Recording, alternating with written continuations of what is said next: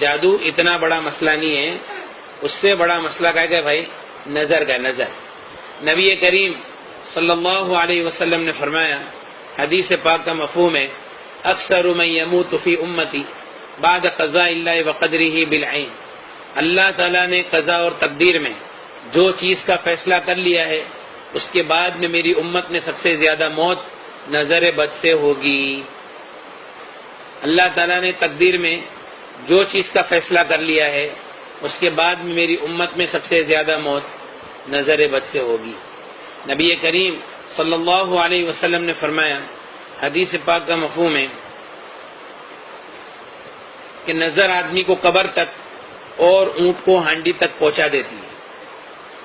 نبی کریم صلی اللہ علیہ وسلم نے فرمایا، حدیث پاک کا مفہوم ہے، نظر آدمی کو پہاڑ سے دھکا دے دیتی ہے۔ اکثر بائک پہ جو گرتے ہیں نا سب لوگ، وہ یہی ہے، نظر آدمی کو پہاڑ سے دھکا دے دیتی ہے۔ نبی کریم صلی اللہ علیہ وسلم نے فرمایا، کوئی چیز تقدیر کے آگے نہیں جاتی، کوئی چیز تقدیر کے آگے نہیں جاتی، لیکن اگر کوئی ایک ایسی چیز ہوتی دنیا میں جو تقدیر کے آگے جاتی تو وہ نظر ہوتی۔ سمجھ میں؟ یعنی نظر کو، یعنی تقدیر کے آگے ایکسس ہوتا کسی کو تو وہ کون ہوتا؟ نظر۔ نبی کریم صلی اللہ علیہ وسلم نے فرمایا، حدیث پاک کا مفہوم ہے، العین حق، نظر بد حق ہے، یحضرها الشیاطین وحسد بنی آدم، شیاطین اس کو حاضر کرتے ہیں اور بنی آدم کے حسد کی وجہ سے ہوتا ہے۔ نبی کریم صلی اللہ علیہ وسلم نے فرمایا، استعیذوا باللہ من العین فإن العین حق، نظر بد سے اللہ کی پناہ مانگو کیونکہ نظر بد حق ہے۔ نبی کریم صلی اللہ علیہ وسلم نے فرمایا، حدیثوں کے مفہوم سے یہ پتہ چلتا ہے، بعض نظر آدمی کو قتل کر دیتی ہے، بعض نظر آدمی کو قتل کر دیتی ہے۔ ایک مرتبہ نبی کریم صلی اللہ علیہ وسلم کے زمانے میں ایک صحابی تھے، سہل بن حنیف رضی اللہ تعالیٰ، کرتا اتار کر بیٹھے تھے، تو دوسرے ایک صحابی تھے عامر ابن ربیعہ رضی اللہ تعالیٰ، انہوں نے ان کو دیکھا اور یوں کہا کہ اتنا خوبصورت جسم تو میں نے کسی کنواری لڑکی کا بھی نہیں دیکھا۔ تو تھوڑی دیر میں ان کو بخار چڑھ گیا، تڑپنے لگے، صحابہ اٹھا کر نبی کریم صلی اللہ علیہ وسلم کے پاس لے کر گئے۔ اللہ کے رسول صلی اللہ علیہ وسلم نے پوچھا، مفہوم ہے حدیث کا، کہ تمہارا جسم دیکھ کر کسی نے کچھ کہا تھا؟ میں کہ ہاں۔ کہ کون ہے وہ؟ کہا کہ عامر ابن ربیعہ رضی اللہ عنہ۔ میں کہ ان کو بلا کے لاؤ۔ جب وہ آئے تو اللہ کے رسول صلی اللہ علیہ وسلم نے پہلا جملہ یہ فرمایا، علامہ یقتل احدکم اخاہ، تم میں سے کوئی کیوں اپنی نظر کے ذریعے سے اپنے بھائی کو قتل کرتا ہے؟ جب تم نے ان کو دیکھا تو تم نے ان کو برکت کی دعا کیوں نہیں دی؟ ماشاءاللہ کیوں نہیں کہا؟ بارک اللہ کیوں نہیں کہا کہ اللہ تعالیٰ آپ کو اور برکت دے؟ آج یہ سب سے بڑا مسئلہ جو ہے نا، ایک تو ہم نے ہمارے اندر سلام کو کمتی کر دیا، سلام ہمارے اندر کمتی، السلام علیکم ورحمۃ اللہ وبرکاتہ، یہ کمتی ہو گیا۔ اس لیے نبی کریم صلی اللہ علیہ وسلم نے فرمایا کہ لا يدخل الجنت حتى تؤمنوا ولن تؤمنوا حتى تحابوا، جنت میں تم ہرگز داخل ہو نہیں سکتے جب تک کہ تم ایمان والے نہ ہو جاؤ، تم ایمان والے ہو نہیں سکتے جب تک کہ تمہارے آپس میں محبت نہ پیدا ہو جاوے، اور میں تم کو ایسی چیز نہ بتاؤں کہ تمہارے درمیان میں محبت کو پیدا کر دے، افشوا السلام بینکم، آپس میں سلام کا رواج ڈالو۔ اچھا، وہ صحابی جو تھے عامر ابن ربیعہ رضی اللہ تعالیٰ، بدری صحابی تھے، نبی کریم صلی اللہ علیہ وسلم کے صحبت یافتہ تھے، ان کے دل بہت صاف تھے۔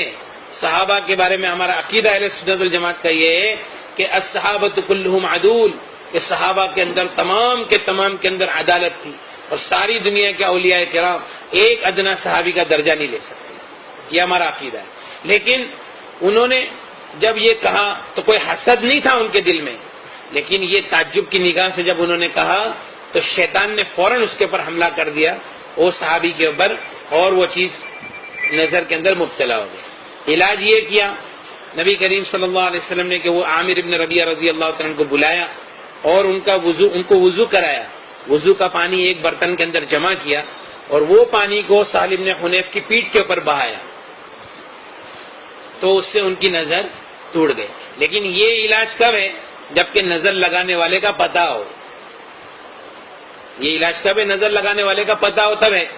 اگر پتہ نہیں ہے، بہت لوگوں کی نظریں لگی ہوئی ہے، تو اس کا پھر علاج یہ ہے کہ ایک آدھی بالٹی پانی لینا ہے، آدھی بالٹی پانی میں دونوں ہاتھ ڈبا کر باتھ روم کے باہر آدھی بالٹی پانی میں دونوں ہاتھ ڈبا کر درود شریف 7 مرتبہ، سورہ فاتحہ 7 مرتبہ، آیت الکرسی 7 مرتبہ اور چاروں کل 7 مرتبہ، اور پھر سے درود شریف 7 مرتبہ، یہ سب چیزوں کو 7 بار پڑھنا ہے، اور وہ پانی کے اوپر دم نہیں کرنا ہے اور اس پانی سے نہانا ہے۔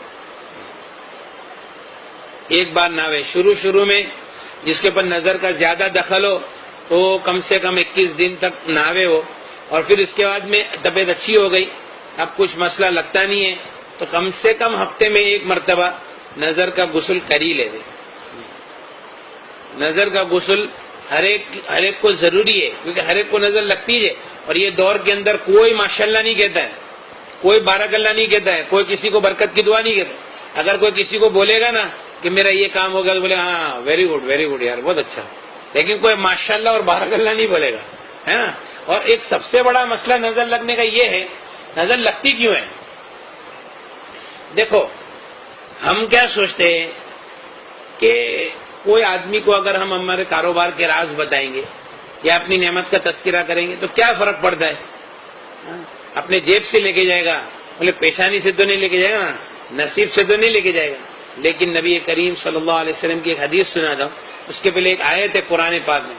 یعقوب علیہ السلام کے 10 بیٹے تھے، وہ لوگ مصر جا رہے تھے یوسف علیہ السلام کے پاس، تو چونکہ پہلے مصر جا چکے تھے، اب دوسری مرتبہ جانے والے تھے، تو پہلے ان کا اکرام ہوا تھا اور دوسری مرتبہ اب پھر اور اکرام ہونے والا تھا۔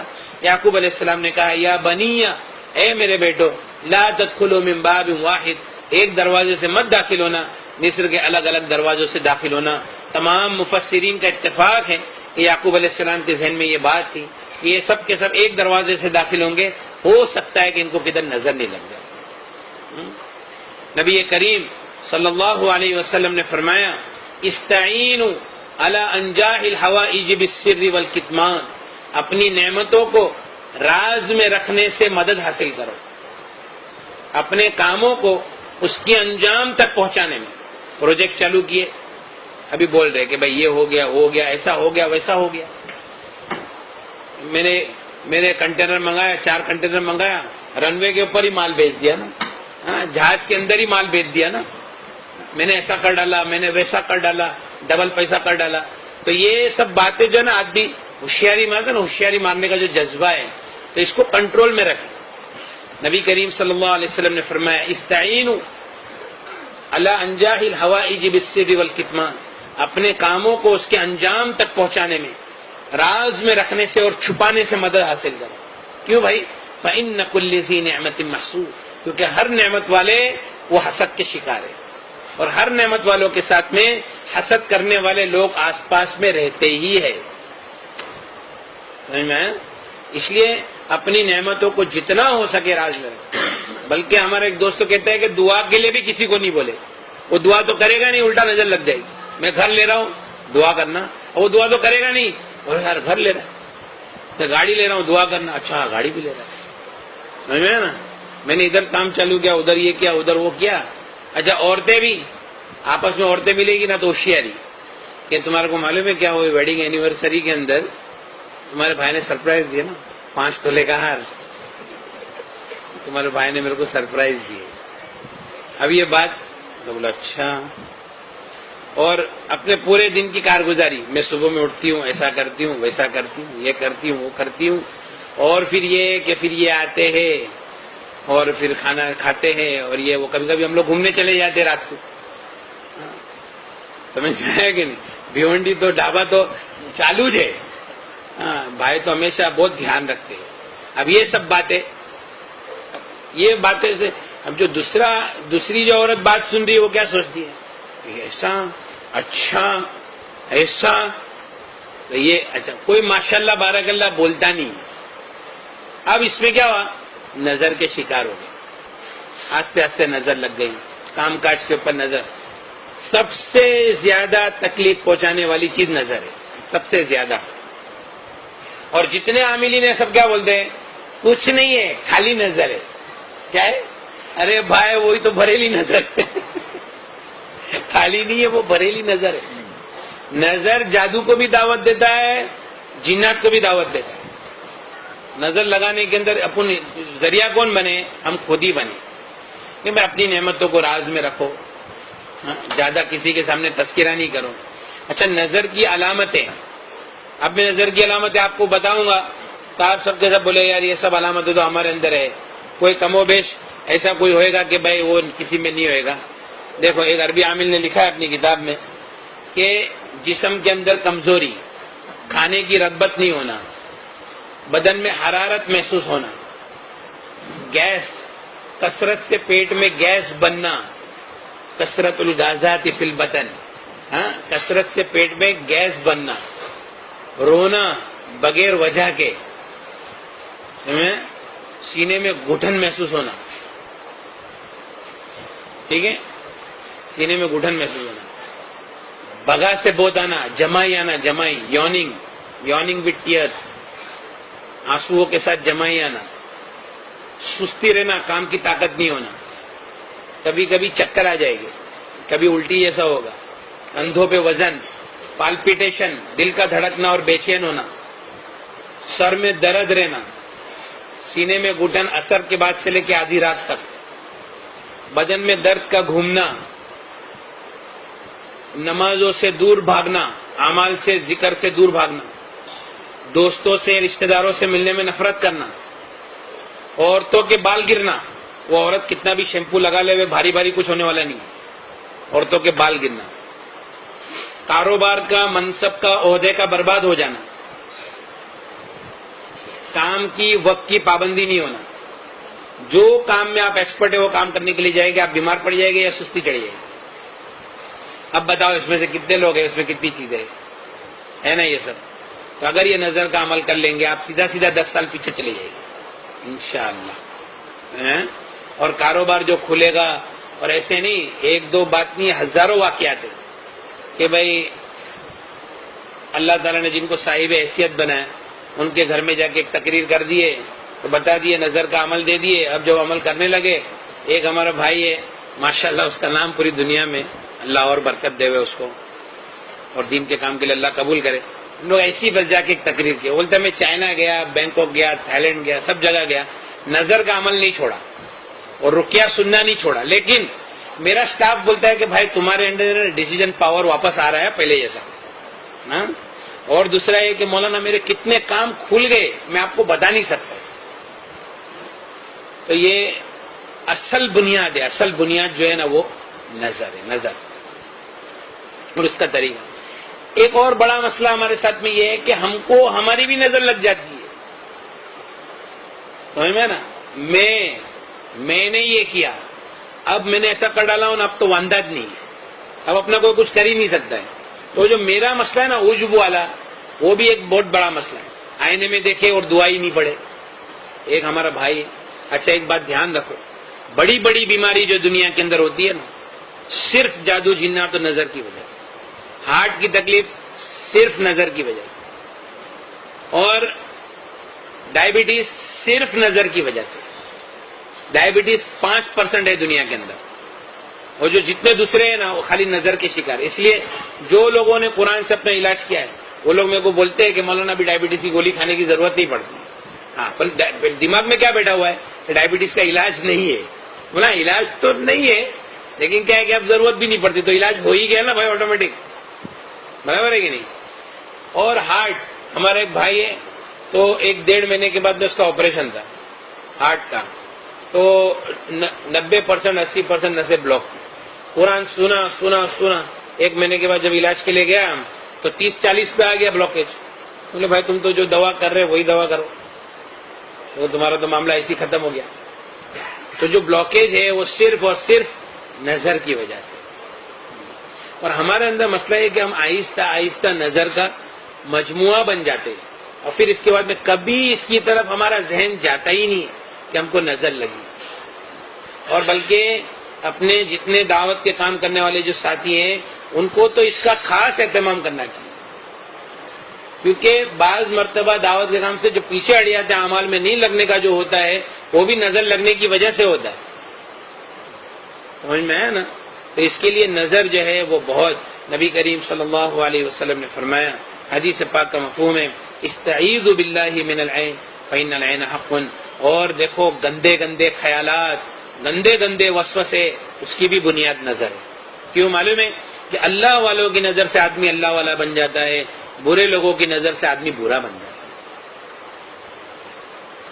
ہمارے ایک مفتی صاحب ہیں، بہت اچھے بڑے مدرسے میں پڑھاتے، بڑی کتابیں پڑھاتے، ان کا ایک بچہ بہت نافرمان ہو گیا، بہت نافرمان، انہوں نے بولا کہ میں بامبے میں ہی رہوں گا، میں ادھر گاؤں میں نہیں رہوں گا، اور میں اپنی مرضی سے زندگی گزاروں گا۔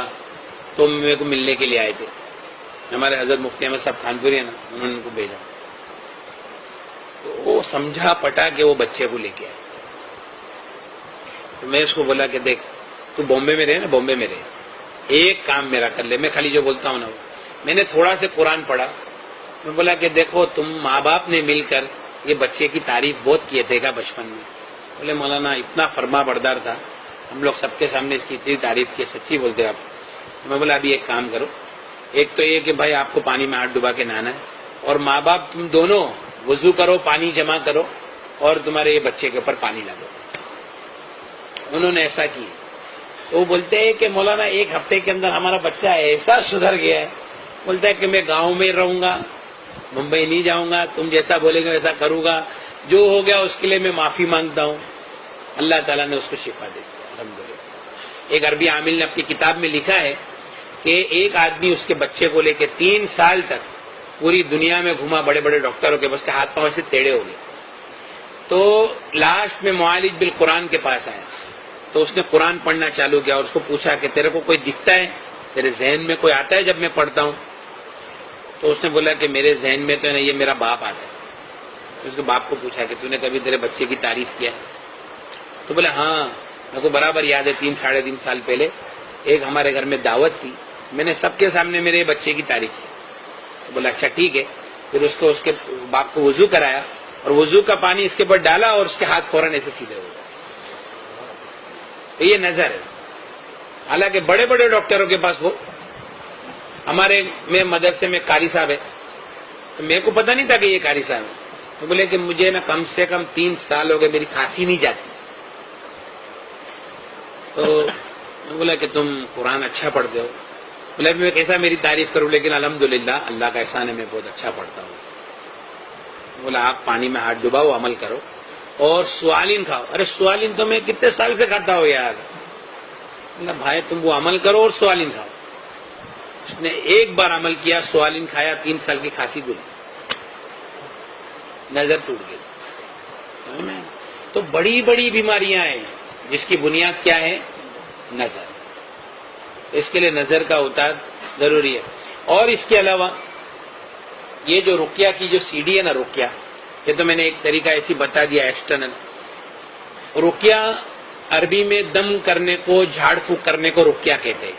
نبی کریم صلی اللہ علیہ وسلم نے فرمایا لا رقیۃ الا من عین او حمى، نظر بد والے کے اوپر اور بخار والے کے اوپر رقیہ کرو۔ نبی کریم صلی اللہ علیہ وسلم نے ہم کو حکم دیا ہے کہ ہم قرآن سے اپنا علاج کریں گے۔